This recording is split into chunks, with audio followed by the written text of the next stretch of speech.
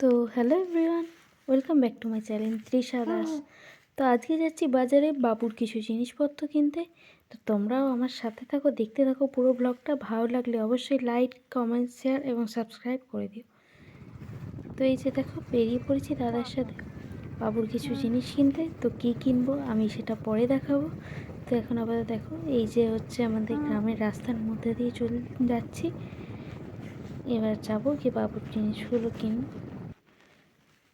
অনেক দিন পরে বাইরে বেরিয়ে বেশ ভালোও লাগছে। বাইরে এই দেখো, এটা হচ্ছে আমাদের কালী মায়ের মন্দির।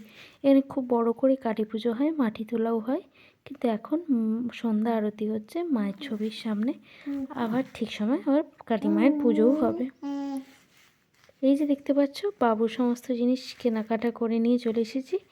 এবার এগুলোকে সব সেটিংস করব, আর কি কি আর নিয়েছি সেগুলোও দেখাবো। এই যে আমার দাদা এগুলোকে সব একে একে পরপর সাজিয়ে নিচ্ছে।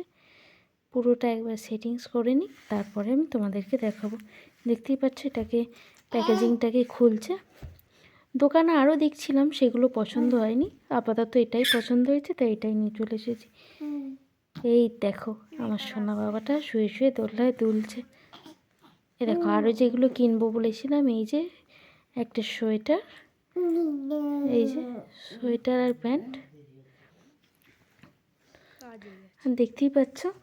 আর একটা নিয়েছি আমার বাবুর কম্বল। পিছনে এই যে আমার বাবুর কম্বল, ছোট কম্বল।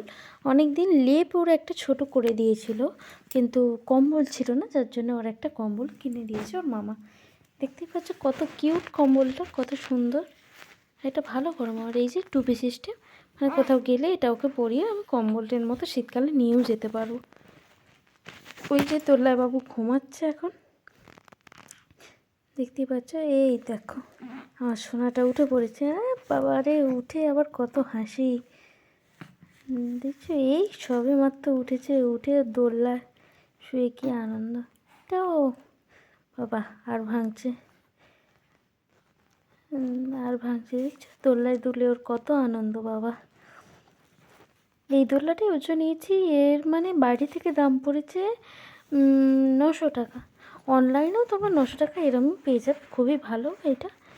এই দেখো, আমি ওর সাথে কথা বলছিলাম, ওই জন্য অমন করছিল।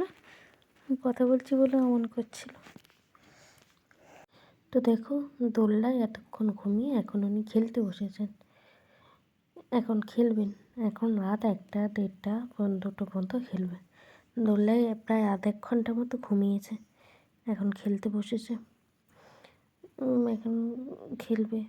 যত ফোনের দিক থেকে ওর মুখটা সরিয়ে দিচ্ছে না, ওর তত আরও ফোনের দিকে মুখটা দেখছে।